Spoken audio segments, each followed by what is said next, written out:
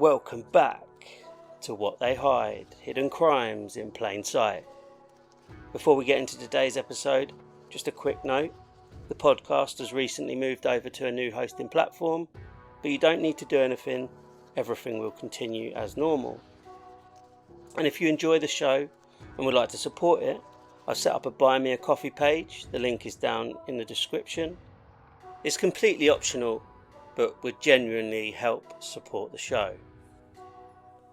You can also find the podcast across social media at What They Hide Pod.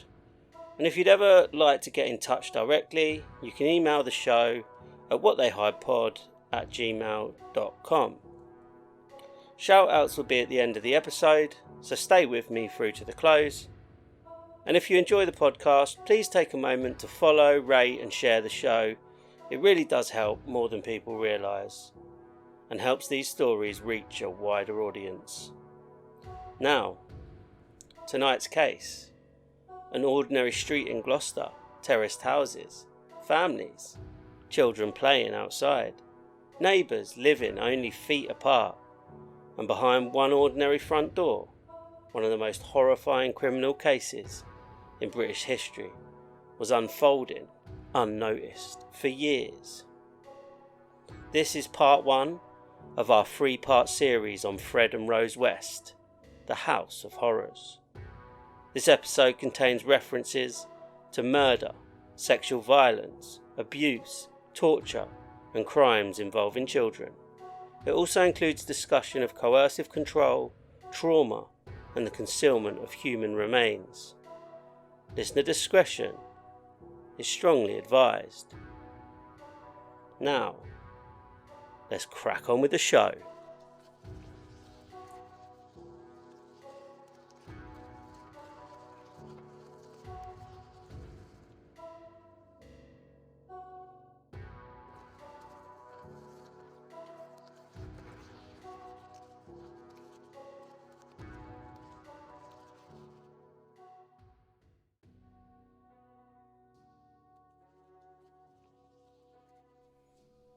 There are some addresses that outlive the people who lived there.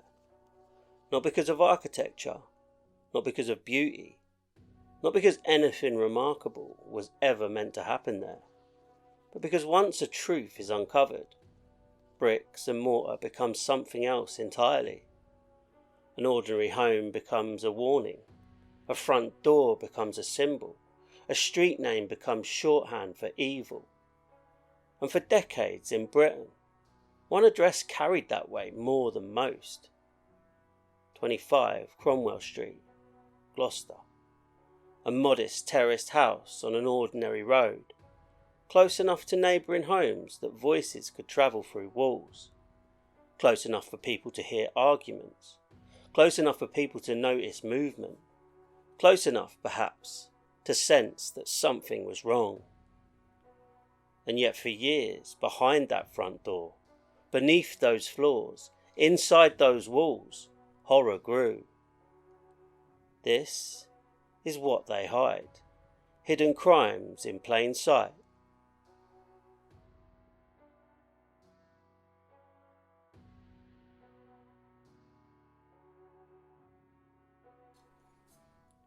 When the story finally broke in 1994, the headlines were immediate and sensational. Bodies, burials, missing girls, a married couple accused of acts so brutal they seemed almost impossible to reconcile with the setting in which they occurred. This was not an isolated farmhouse hidden miles from view, not an abandoned warehouse, not some forgotten patch of wilderness. It was a family home in a residential street, the kind of place where bins were put out every week, where neighbours watered plants, where children passed on bicycles, where post arrived every morning. That contrast, the ordinary setting against extraordinary cruelty, is part of what made the case so disturbing. Because if evil can live there, where else can it live? Long before police tape, long before excavations, long before reporters crowded the pavement outside number 25, there were signs. not one dramatic sign, not one moment so obvious that history would later point to it and say, there, that was the chance. Instead there were fragments, raised voices, bruises explained away, young women seen entering the house, children who seemed afraid, stories that didn't quite add up, rumours people repeated with discomfort and then moved on from. And that is often how hidden crimes survive. Not through genius, not through invisibility, but through fragmentation. Each witness sees only one piece, each agency handles only one complaint, each neighbour knows only one rumour. No one person sees the whole machine. To understand how Cromwell Street became one of Britain's most notorious crime scenes, we have to begin with the man whose name would become inseparable from it. Fred West was born in 1941. He grew up in rural surroundings, in a family environment later described as harsh, unstable and deeply troubling. Accounts over the years would include violence, emotional cruelty and allegations of sexual abuse within the household. Some details have been disputed or sensationalised over time. That happens in notorious cases. Myth gathers around monstrosity. But even allowing for exaggeration, the picture presented by multiple sources is one of dysfunction, severe enough to shape a child profoundly. Still, it's important to be precise. A traumatic childhood does not produce a murderer by default. If it did, prisons would hold millions more. Trauma can wound, it can distort, it can increase risk, but there remains a choice. There remains agency. There remains the decision to harm others or not. As Fred entered adulthood, he developed skills that helped him move through the world unnoticed. He could be practical, sociable, useful. He worked manual jobs, construction, labouring, tasks involving physical effort and problem solving. He could present as the sort of man people might casually trust. The one who helps lift furniture, the one who offers to fix something, the one who always seems to know someone who knows someone. Many dangerous people understand the value of usefulness. It grants access, it lowers suspicion, it creates excuses to be near others. But beneath that outward persona were reports that would later form a darker pattern. Aggression, controlling behaviour, sexual violence, manipulation. Women who encountered him described intimidation and fear. There are offenders whose violence begins dramatically, and there are offenders whose violence develops gradually, first hidden inside relationships, then expanding outward. The second type can be harder to identify, because by the time the public notices the pattern is already years old. In the early 1960s, Fred's life intersected with women whose stories would later become central to understanding his escalation. Some relationships were chaotic, some abusive, some marked by coercion and violence.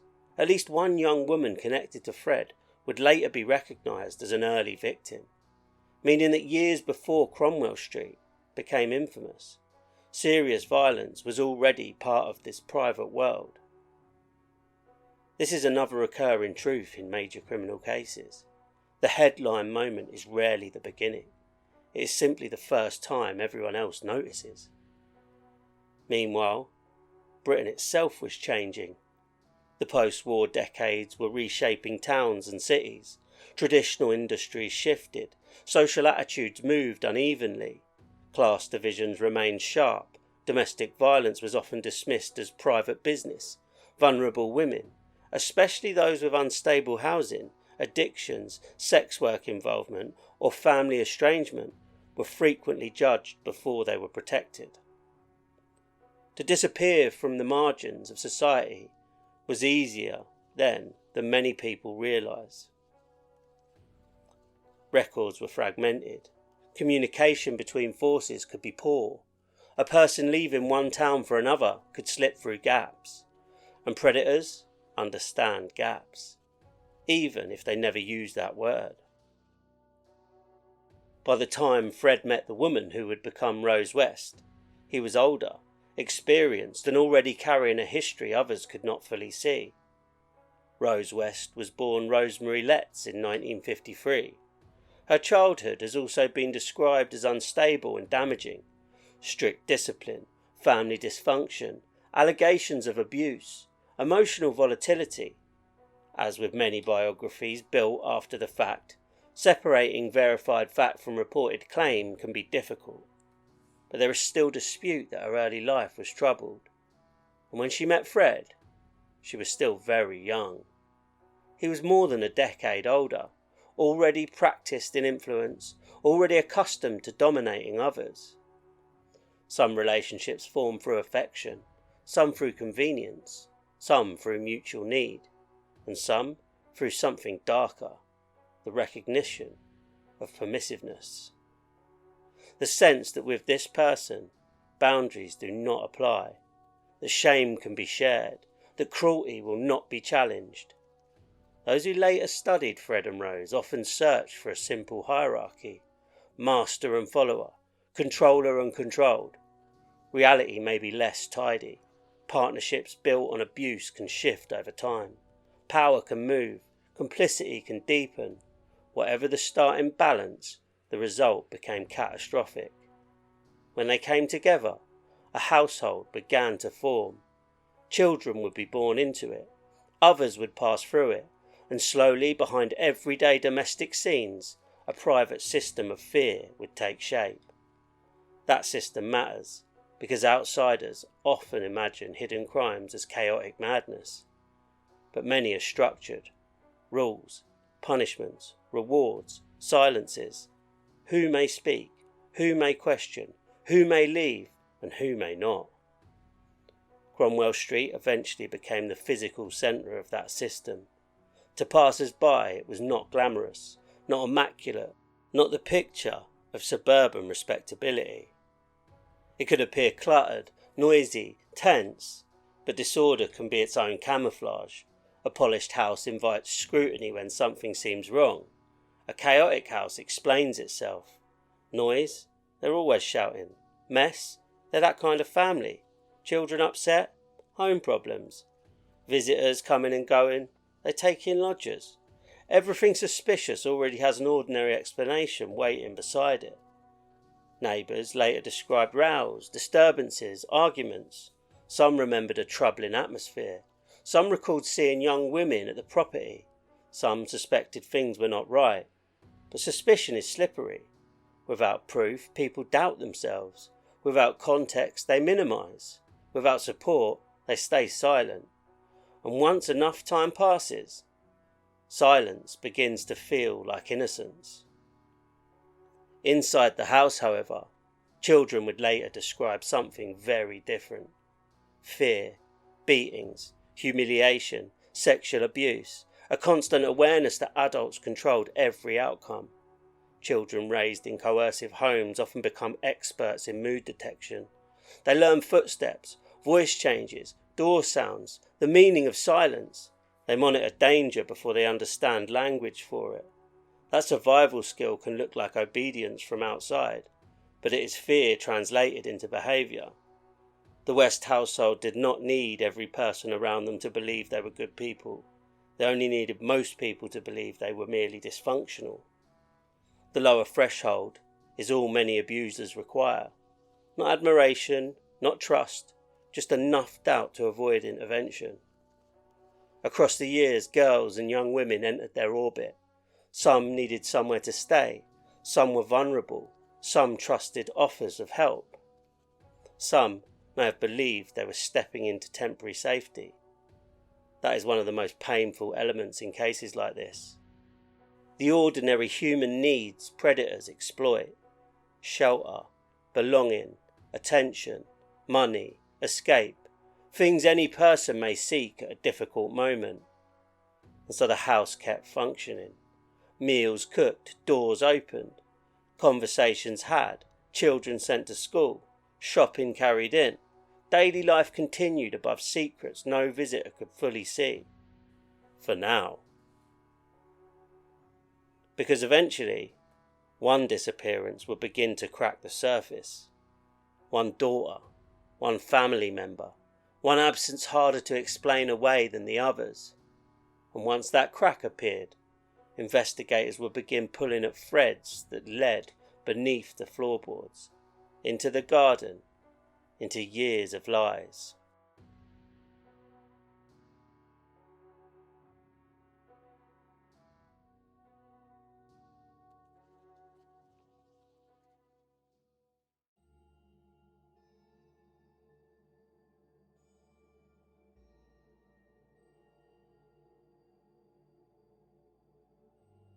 There are crimes that seem to appear suddenly.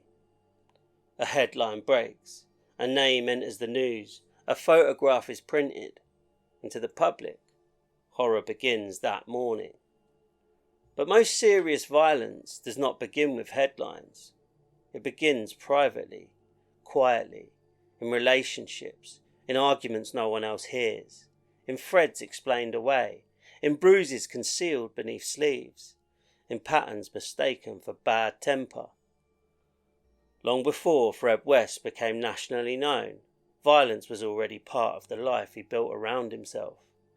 And before number 25 Cromwell Street became infamous, harm had already been rehearsed elsewhere.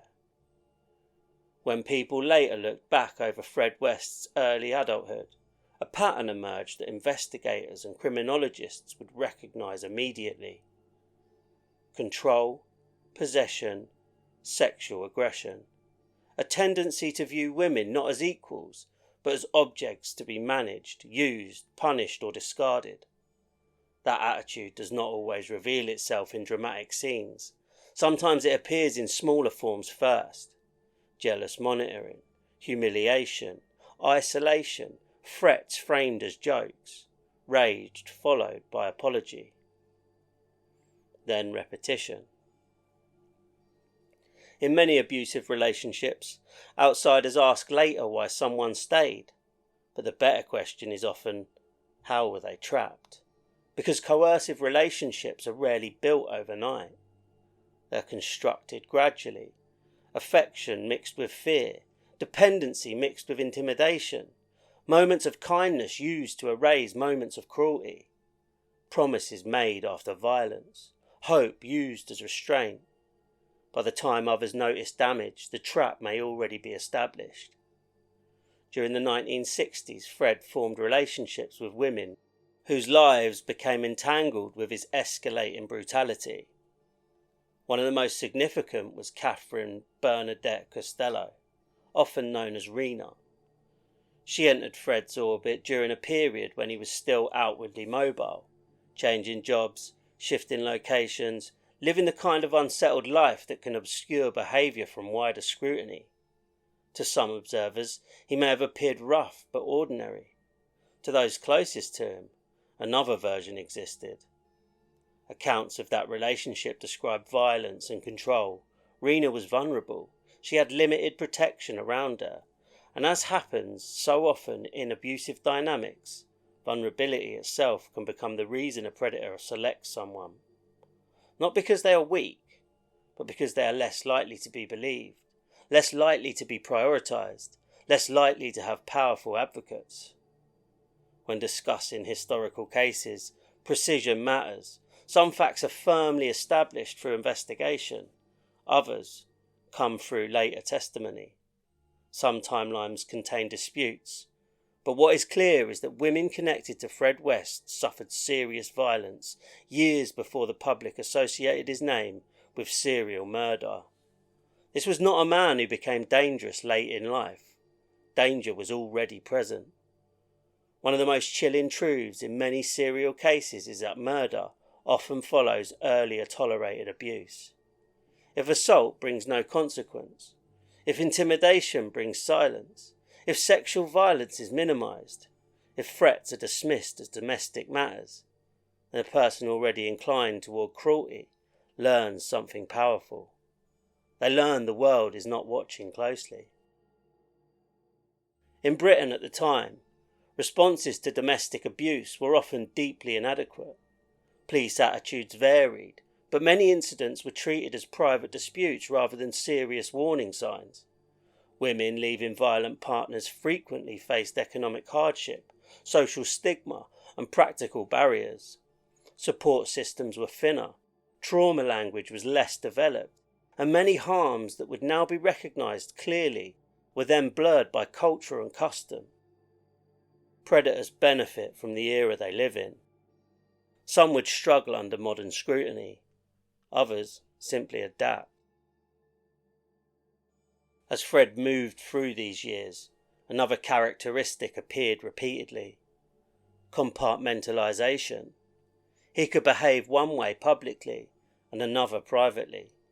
Helpful in one setting, threatening in another. This duality often confuses those around dangerous individuals. People compare notes and find contradictions. He was always polite to me. He terrified her. Both can be true. Cruelty does not require constant performance, only opportunity. There were also practical elements to Fred's life that later took on darker significance. Construction work, manual labour, knowledge of tools, comfort with digging, lifting, repairing, altering spaces. None of these traits are sinister in themselves, of course, but in criminal hands, ordinary skills can become instruments. A shovel is just a shovel, until it is used to conceal. By the late 1960s and early 1970s, Fred's violence had not diminished. It had matured. That distinction matters. Some people lash out impulsively. Others refine behaviour over time.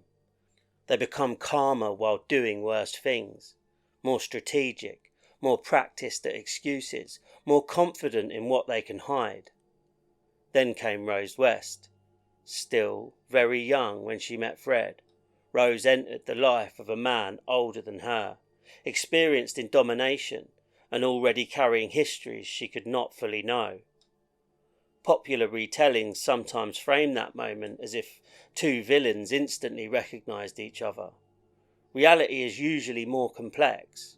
Relationships that become monstrous often begin in recognisable human ways. Attention, excitement, escape, the appeal of someone older, bolder, less bound by rules. For a young person from instability, confidence can look like safety. Intensity can look like love. Possessiveness can look like devotion. Until it doesn't. Rose's own background has been widely reported as troubled, with family dysfunction and instability shaping her adolescence. Again, hardship alone explains nothing. Millions endured difficult homes without harming anyone. But people shaped by chaos can sometimes mistake chaos for normality. And when that happens, they may not immediately recognise danger in others.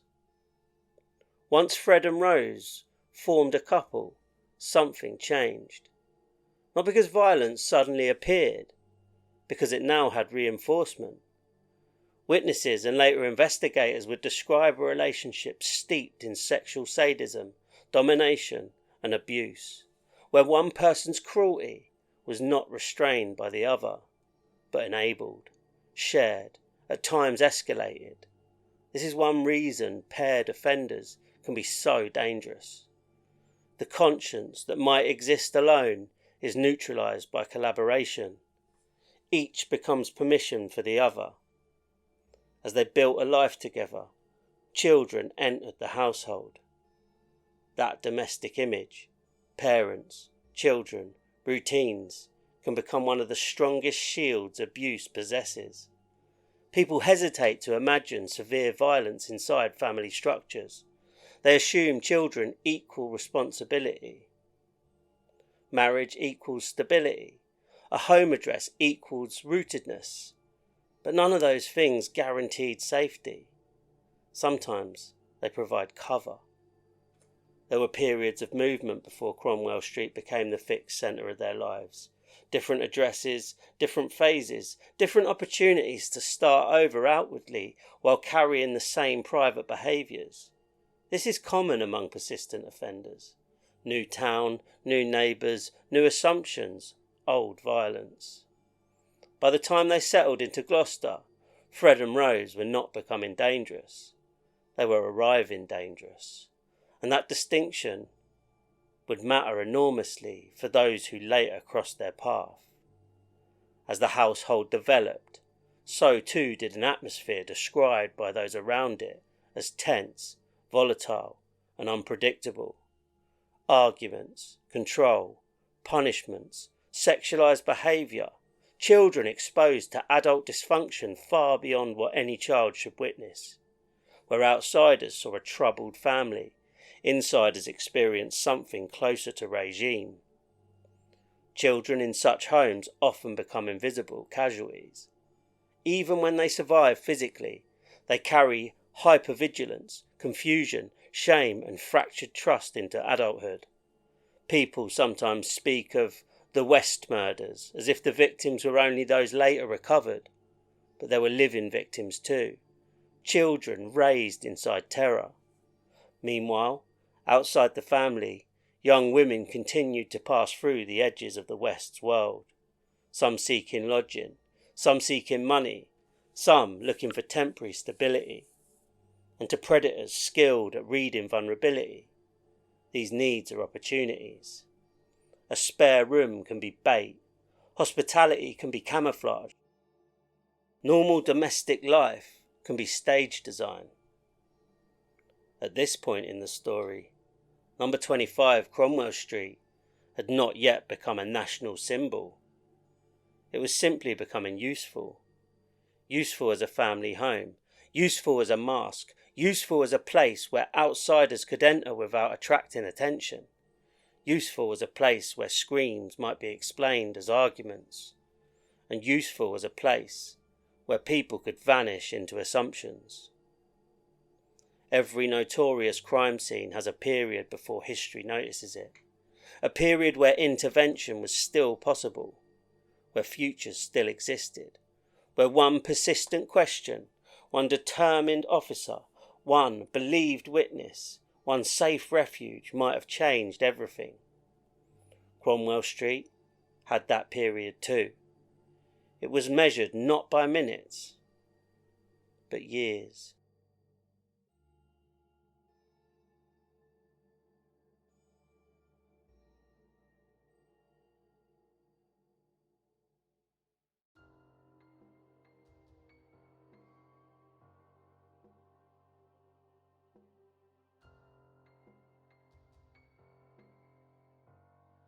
By the early 1970s, Fred and Rose West were no longer drifting separately through unstable lives. They were becoming a unit, not stable, not healthy, but unified. And together, they created something far more dangerous than either might have become alone. When people later tried to understand how such extreme violence could exist inside an ordinary family home, they often imagined chaos, constant screaming, visible madness, a house permanently erupting. But homes built on coercion rarely function like that all the time. If they did, intervention would come sooner. Instead, abusive environments alternate. Fear, then calm. Violence, then routine. Punishment, then dinner. That unpredictability becomes part of the control, because eventually everyone inside learns the same lesson. Normal moments do not mean safety. By the time the Wests established themselves in Gloucester, they'd already developed patterns that would continue for years. Control over movement, control over money, control over sex, control over fear. And like many coercive households, the rules inside were often invisible to outsiders. A visitor might see clutter, children, arguments, nothing more. But those living inside the environment understood the shifting tensions beneath every interaction. Who was angry? Who was afraid? Who needed to stay quiet? Eventually, the family settled at 25 Cromwell Street, the address that would later become infamous across Britain. The house itself was narrow and unremarkable, 3 stories, terraced, pressed tightly between neighbouring homes. the sort of building many people pass without noticing, and that ordinariness became one of its greatest protections. There is an assumption many people carry unconsciously, that horrific crimes must occur in places that feel horrific. Dark forests, isolated farms, abandoned buildings, places already separated from ordinary life. But many predators understand something simpler. The safest place to hide may be the place nobody thinks to question. A normal street, a family house, a familiar front door. At Cromwell Street, daily life continued visibly. Children played, neighbours passed by, visitors arrived, music could sometimes be heard, arguments too. The property developed a reputation for disorder. Some people found the atmosphere uncomfortable, others simply dismissed it as another troubled household. And in working class Britain during the 1970s, troubled households were not unusual. That context matters, because abnormal behaviour only alarms people when it exceeds what they already consider believable. Some neighbours later described shouting and tension from inside the house. Others remembered children appearing unkempt or withdrawn. Some recalled seeing young women entering the property. But memory changes once horror becomes public. People search backwards for meaning, for clues, for moments they missed, and often they discover something deeply uncomfortable. They noticed more than they realised at the time. Inside the home, the children experienced a world governed by fear and unpredictability. Former accounts describe punishments, humiliation and abuse woven into ordinary routines. Meals, cleaning, school, then sudden eruptions of control. Children raised in such environments frequently become highly adaptive. They learn silence as protection, compliance as survival, emotional concealment as instinct. And because these behaviours can appear outwardly as obedience, adults outside the home sometimes misread trauma as discipline. As the years progressed, the household also became a place where outsiders circulated in and out. Some were friends, some acquaintances, some vulnerable young women needing temporary accommodation or support. And this pattern would later become critically important, because predators often establish environments where new people entering does not seem unusual. If visitors regularly come and go, nobody questions another unfamiliar face. Normal traffic becomes camouflage. There are certain details investigators later returned to repeatedly when analysing the Wests, not because any single detail proved murder, but because together they formed a structure. Transient young women, frequent movement through the house, control, isolation, fear, and importantly, a household where one dominant narrative controlled explanation. If someone disappeared, there was always a story. She moved away, she fell out with people, she started somewhere new, she didn't want contact. Simple explanations are powerful because most people want to believe them. The alternative is much harder. One of the earliest major warning signs involved Fred's own stepdaughter, Charmaine. In the years before Rose permanently entered the household structure as the dominant female presence, tensions inside the family were already severe. Charmaine was young, vulnerable, dependent entirely on the adults around her, and at some point, she disappeared from public life. The explanations given at the time did not immediately trigger widespread scrutiny. Again, this was an era where children could vanish into fragmented records, family instability and institutional gaps far more easily than many realise now. But later investigations would conclude something horrifying. The violence connected to the West household had already reached children long before Cromwell Street became nationally infamous. Cases involving family violence often reveal the same terrible truth. People hesitate to imagine children at risk inside domestic settings because the family itself is supposed to represent protection. The mind resists the idea, and predators exploit that resistance. As Fred and Rose's relationship deepened, Reports suggest sexual violence and sadism increasingly shaped the private culture of the household. Control was not only physical, it was psychological. Humiliation, domination, fear used deliberately, and within coercive environments, sexual abuse becomes another mechanism of power, not driven solely by desire, but by ownership.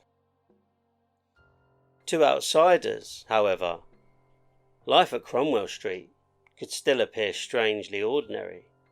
Messy perhaps, chaotic, but ordinary.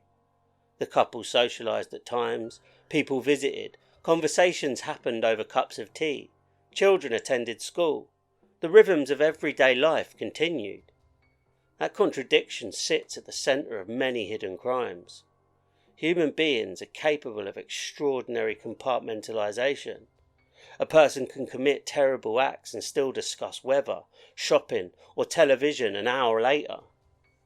The emotional split is difficult for many people to understand because empathy naturally links behaviour to feeling, but predatory individuals may experience no such conflict. There were also moments when authorities interacted with the family. Complaints, concerns, incidents. But isolated incidents rarely reveal the full architecture of abuse. One officer attends one disturbance, one teacher notices one bruise, one neighbour hears an argument. No one sees the entire pattern, and fragmented systems create fragmented understanding. Meanwhile, Gloucester itself continued moving around them. Factories operated, pubs filled at weekends, students came and went. People disappeared into ordinary struggles of money, work and family life. In that wider landscape, vulnerable young women could become almost invisible socially long before becoming physically missing. Especially those estranged from relatives or living unstable lives. This is one of the darkest recurring themes in serial predator cases. The victim society protects least often face the greatest danger. At some point during these years, the house began changing psychologically. Not physically at first, psychologically.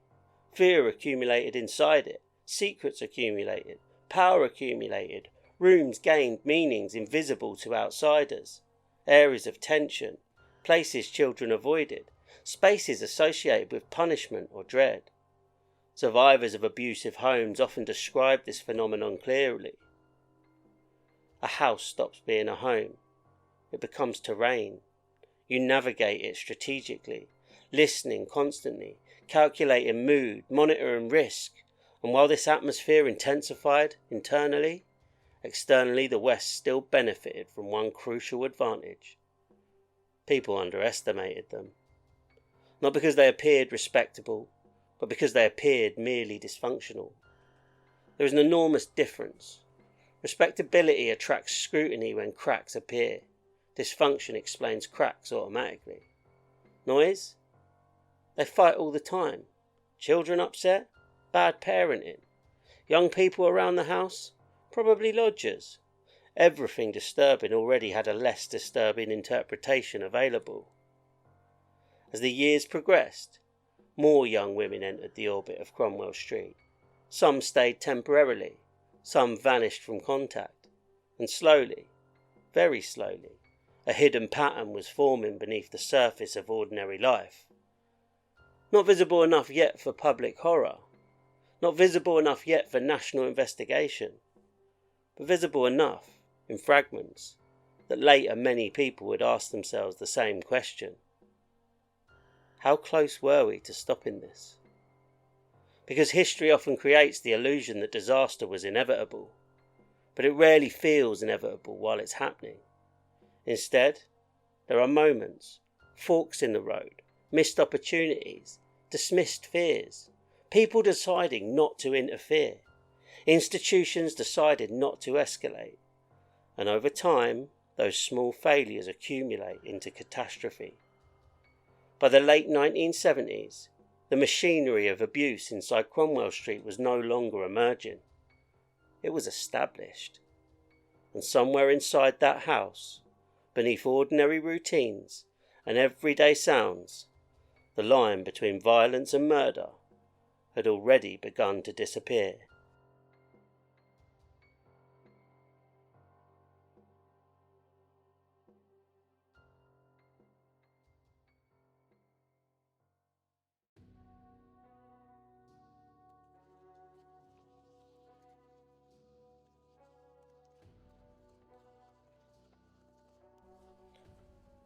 There is a particular kind of danger that does not rely on force at first.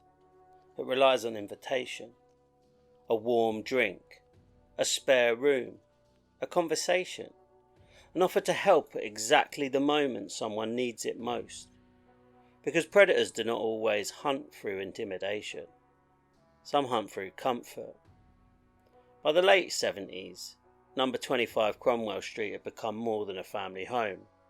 It had become a revolving environment. Children living inside, adults moving through, visitors arriving at different hours, young women occasionally staying temporarily. From the outside it could appear chaotic, but explainable. The sort of address where people drifted in and out. And that perception mattered enormously, because regular movement creates camouflage. One familiar face means nothing if unfamiliar faces are common. Across Britain during this period, countless vulnerable young people were living unstable lives. Some had left difficult homes. Some were estranged from family. Some moved between temporary jobs, hostels, bedsits and friends' houses. Others survived through informal work, unstable relationships or sex work, and society often judged them harshly. That judgment becomes dangerous, because once a person is viewed as irresponsible or transient, their disappearance can be minimised. She probably moved on. She was always travelling. She'll turn up eventually. Predators depend on these assumptions. The West's understood vulnerability instinctively, not academically, not through psychology textbooks, but through observation. Who lacked support? Who needed money? Who wanted affection? Who could disappear without immediate alarm? Predatory people often study weakness the way others study opportunity. As more women passed through the edges of Cromwell Street, patterns later emerged that investigators found deeply disturbing. Young women invited inside. Relationships formed quickly.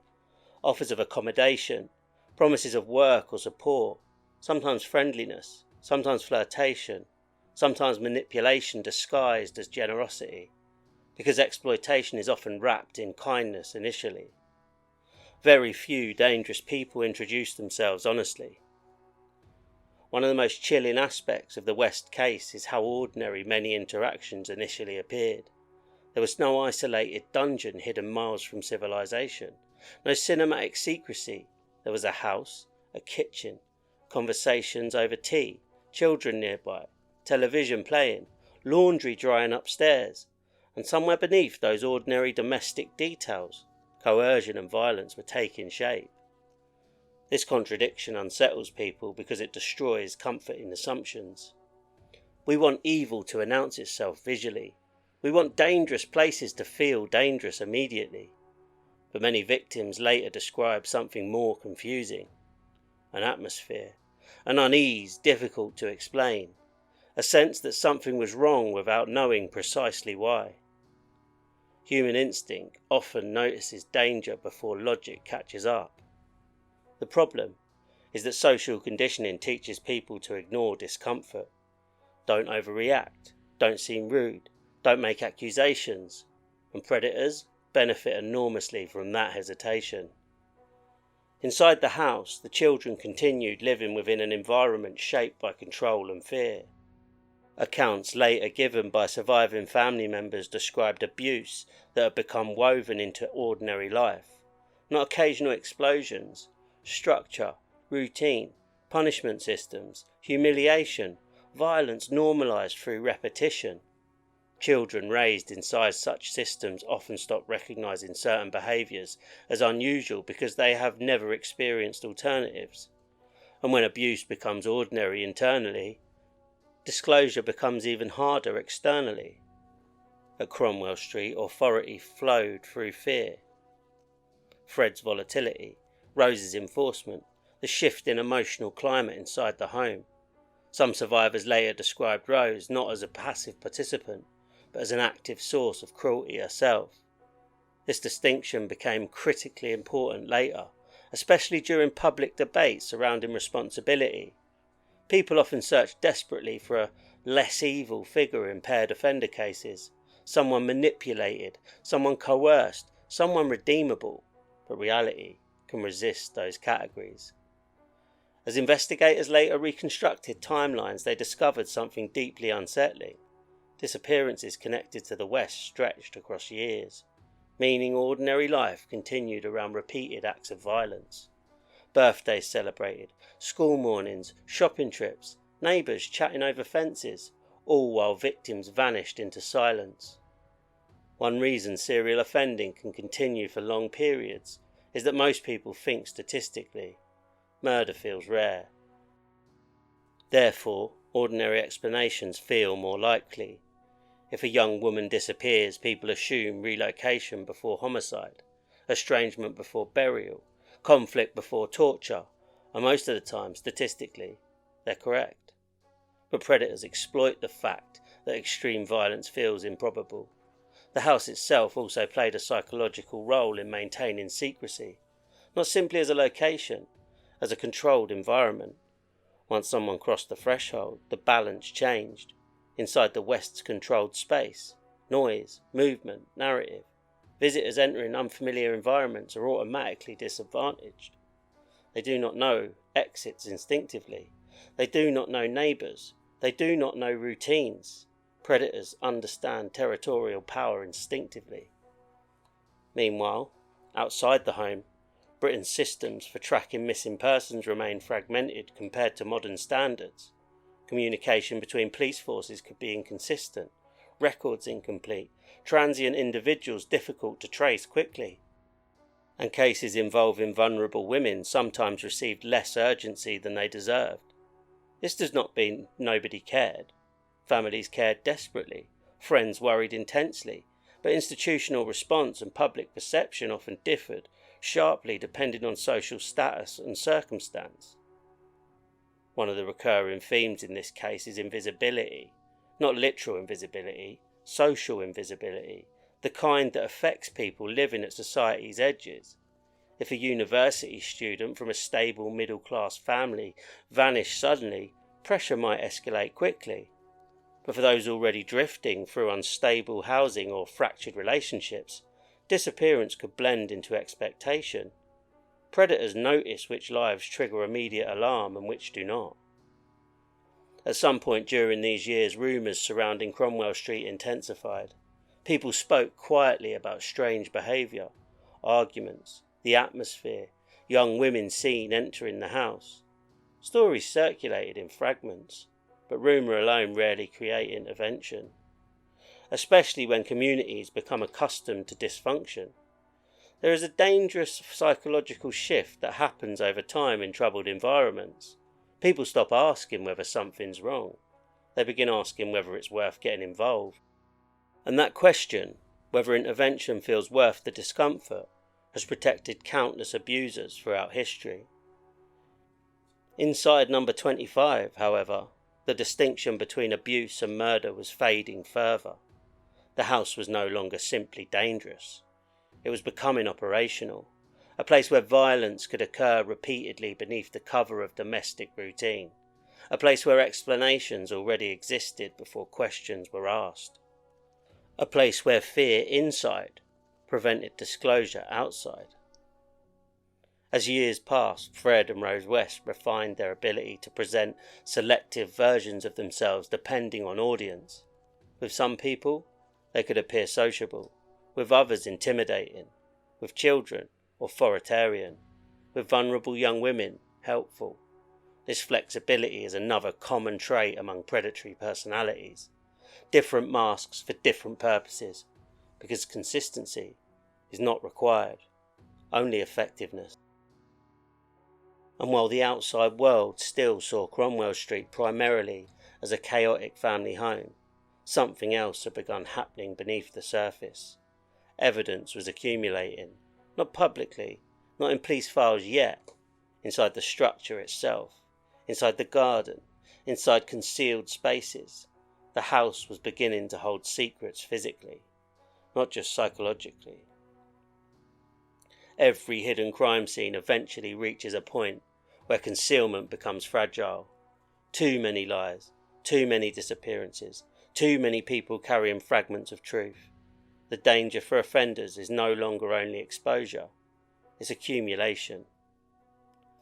Because over time, patterns harden, and once investigators finally recognise a pattern, ordinary explanations collapse very quickly. But that collapse had not yet happened. For now, Gloucester continued around number 25 as normal. Traffic moved through the streets, children walked home from school, neighbours closed curtains at night, and behind one ordinary front door, violence continued growing stronger in silence.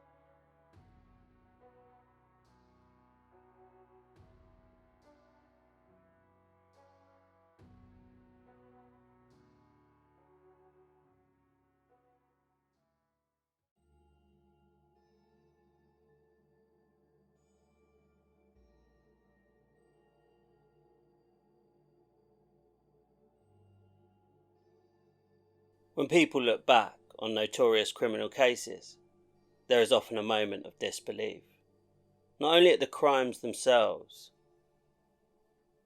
but at the number of times disaster almost collided with intervention. The near misses, the warnings, the complaints, the reports, the moments where somebody somewhere briefly stood close enough to the truth to touch it, then stepped away again. By the 1980s, the West household was no secret within its immediate surroundings. Not the crimes, but the dysfunction. People knew the house could be volatile. Arguments could erupt loudly enough for neighbours to hear. Children sometimes appeared distressed. The atmosphere unsettled visitors. And over time, authorities interacted with the family repeatedly in different ways.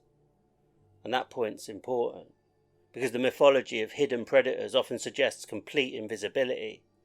But many dangerous offenders are not invisible at all. They're partially visible. Visible enough to alarm people, but not enough to trigger decisive action.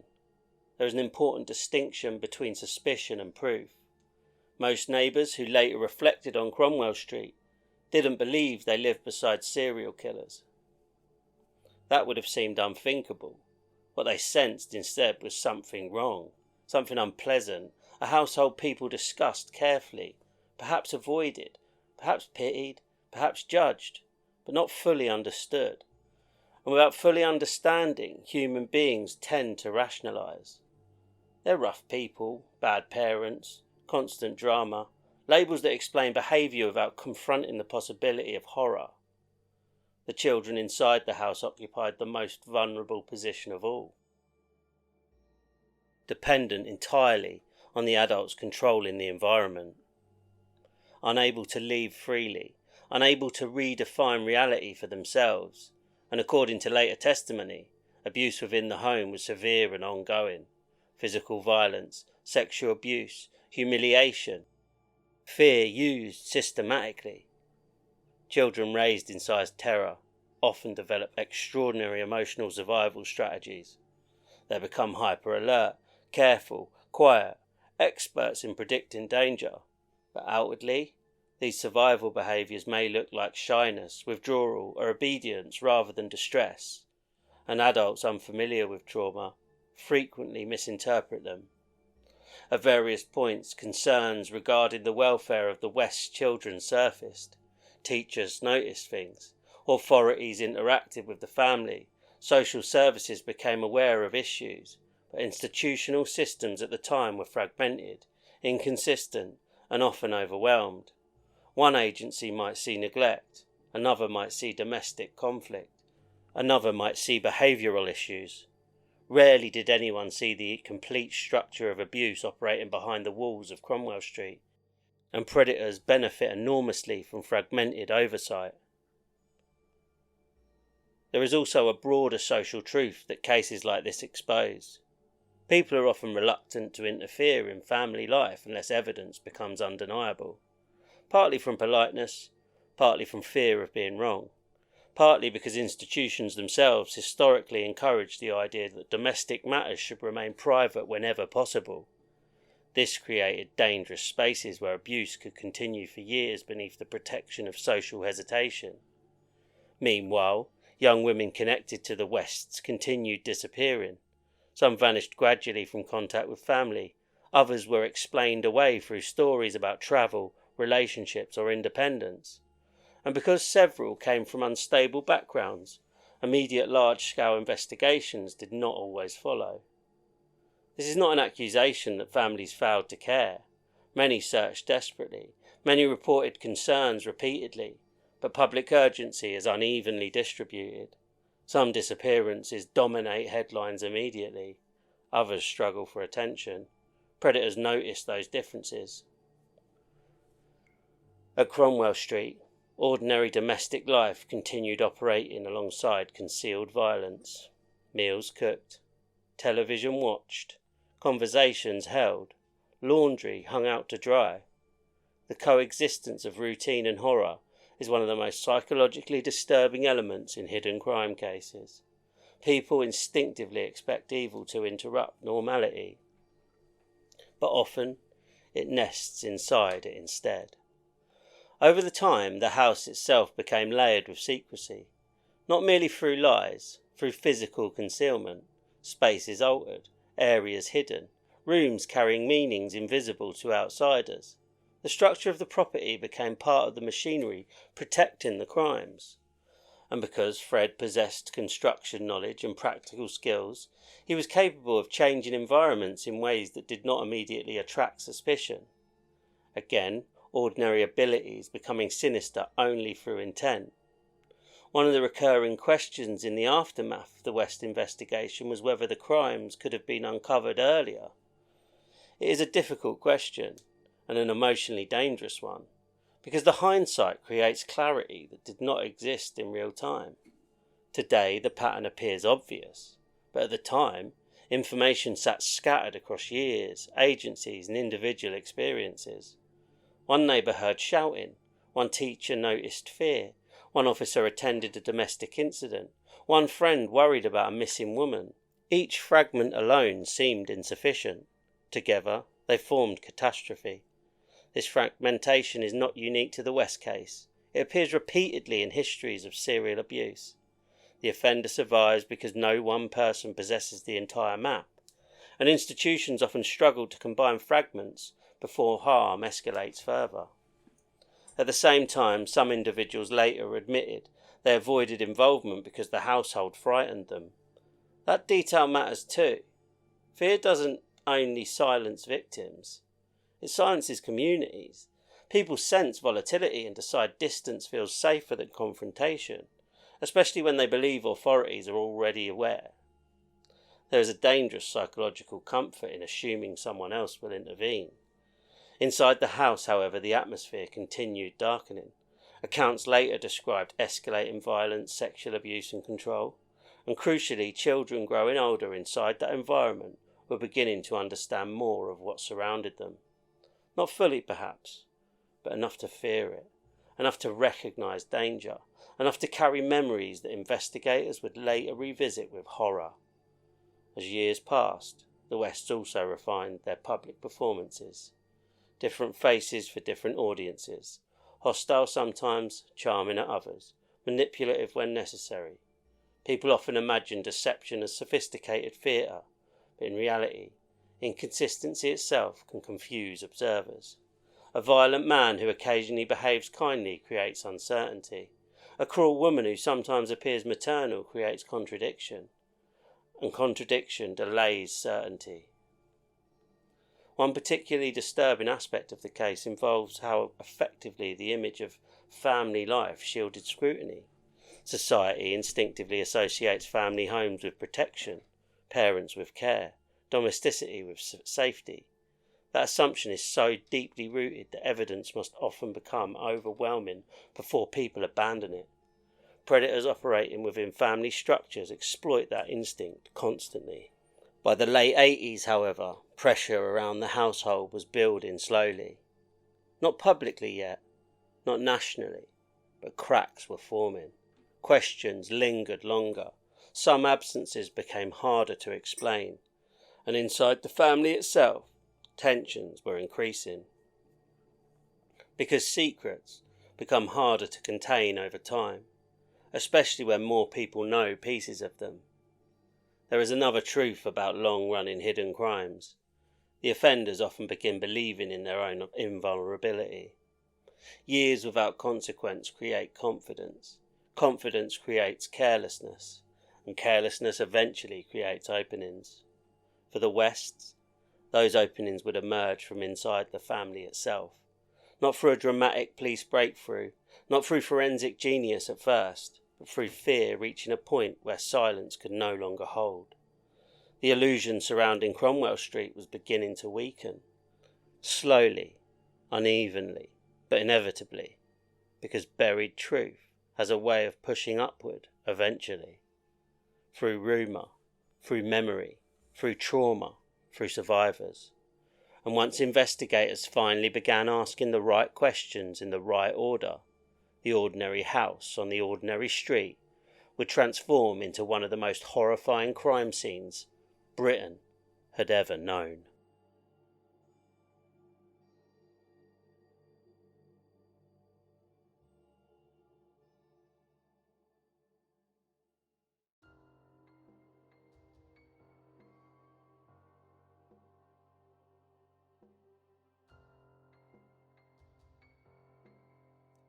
For years, the house at 25 Cromwell Street had existed in two versions simultaneously.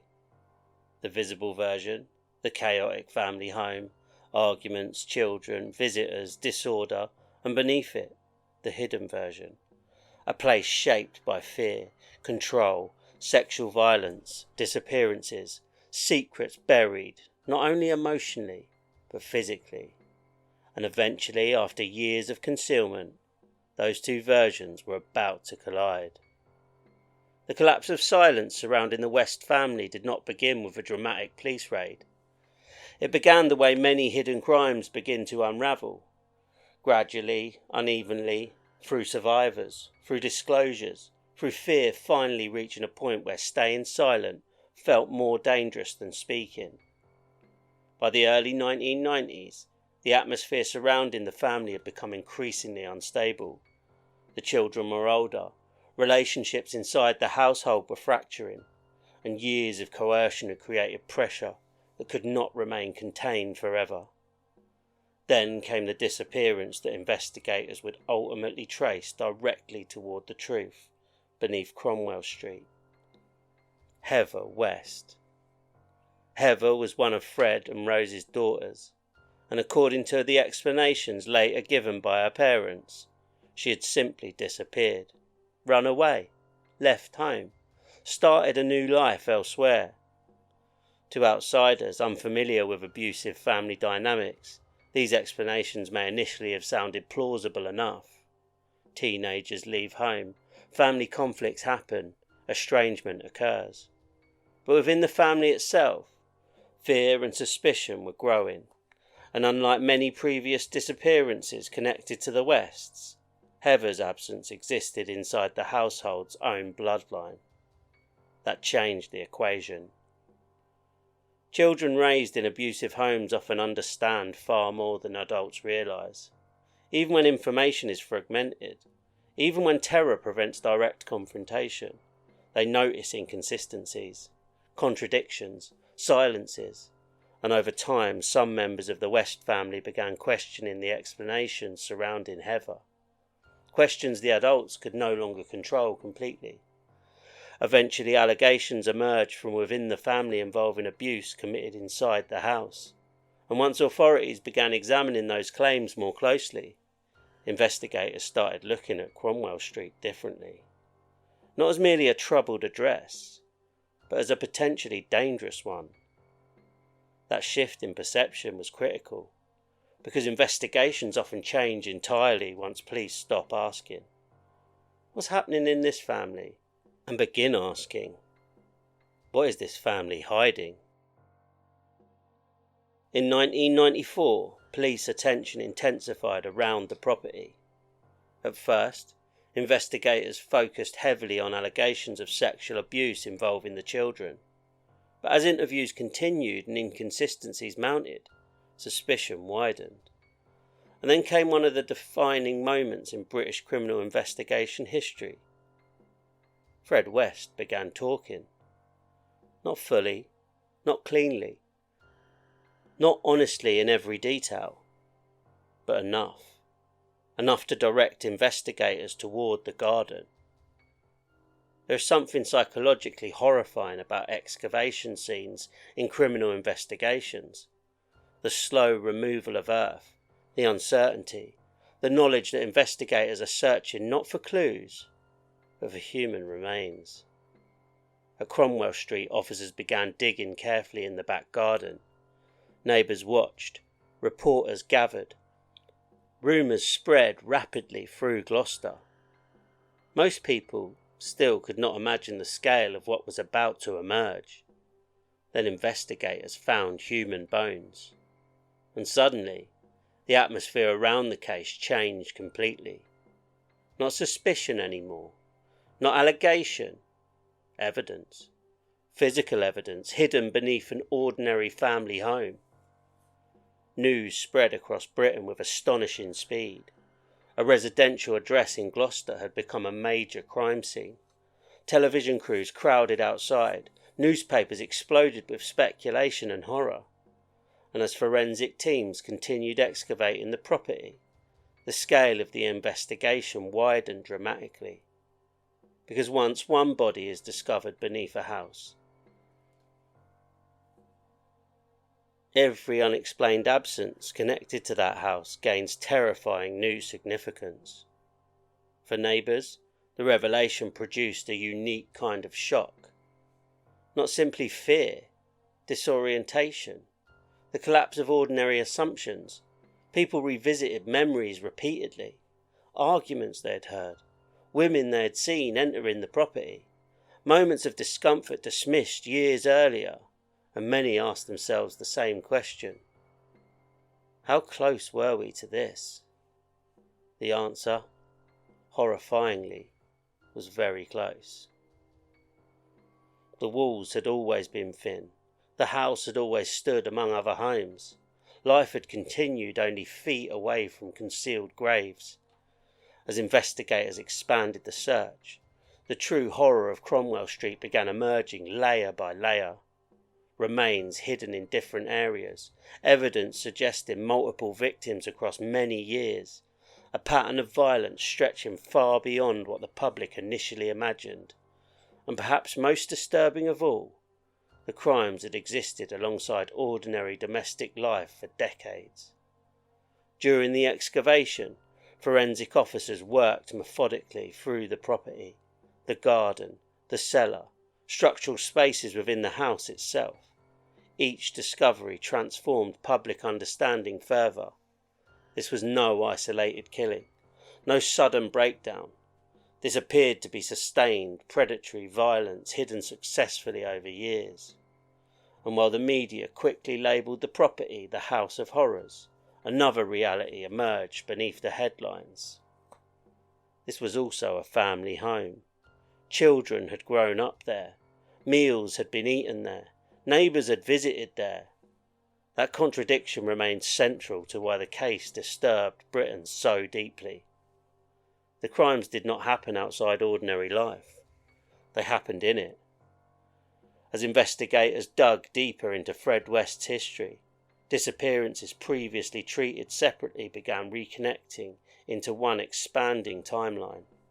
Women missing for years, young lives abruptly ending, families left without answers. And suddenly, decades of uncertainty acquired horrifying new context. Meanwhile, public fascination with the case intensified rapidly. Newspapers competed for details. Television reports focused on grotesque discoveries beneath the house. Speculation spread nationwide. And like many infamous criminal investigations, the risk of sensationalism grew quickly. Because cases involving hidden bodies and family violence trigger something primal in public imagination. The fear that evil can live invisibly beside us. But beneath media frenzy were real victims. Young women with futures interrupted, children traumatized by abuse, families forced to confront unbearable truths, and investigators tasked with reconstructing years of concealed violence from fragmented evidence and human remains. A pressure mounted. attention turned increasingly towards both Fred and Rose West. Questions intensified regarding who knew what, who participated, who controlled events inside the house, and whether one partner had dominated the other, or whether the crimes reflected something mutual and collaborative. Those debates would soon dominate public discussion. But at Cromwell Street itself, investigators faced a more immediate reality. The house still held secrets. Every new excavation carried uncertainty. Every concealed space might contain evidence. And as the investigation continued, Britain realised something deeply unsettling. The horror beneath Cromwell Street was not limited to what had already been discovered. There could be more. In the end, 25 Cromwell Street stopped being just an address. It became a symbol of hidden abuse, institutional blind spots, predatory manipulation, and the terrifying ease with which ordinary environments can conceal extraordinary violence. But for all the horror associated with the house itself, the most important truth is this: buildings do not create evil, people do. And the true story of Cromwell Street is not about a cursed house. It's about human choices, repeated over years, protected by silence, enabled by fear, and ignored in fragments until it was too late. Next time, in episode 2, Beneath the Floorboards, we examine the victims investigators connected to the Wests. We follow the excavation of Cromwell Street in greater detail, and we explore how Fred and Rose maintained control inside one of Britain's most infamous criminal households. Because once the ground was opened, the secrets buried beneath Gloucester would force an entire country to confront what had been hidden in plain sight.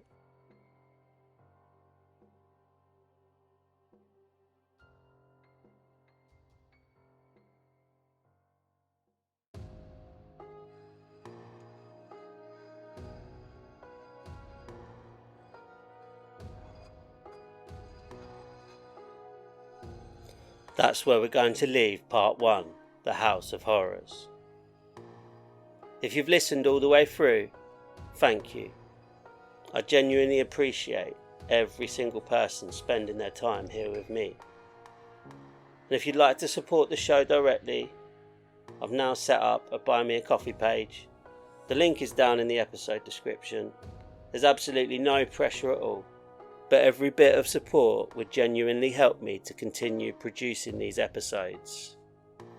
A few shout outs before we close: Sophie listening over in Bristol, Jake in Newcastle, Megan from Cardiff, Liam in Belfast, Hannah over in Melbourne, and Chris listening in Toronto.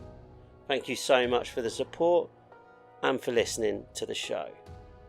And to everybody else listening right now, wherever you are in the world, thank you for being here. You can find me across all the socials at What They Hide Pod, and if you ever want to get in touch directly, you can email the show whattheyhidepod@gmail.com.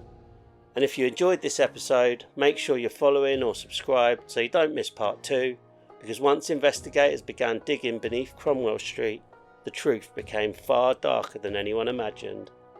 Until next time, stay aware, because some of the darkest secrets in history were hidden in the most ordinary places.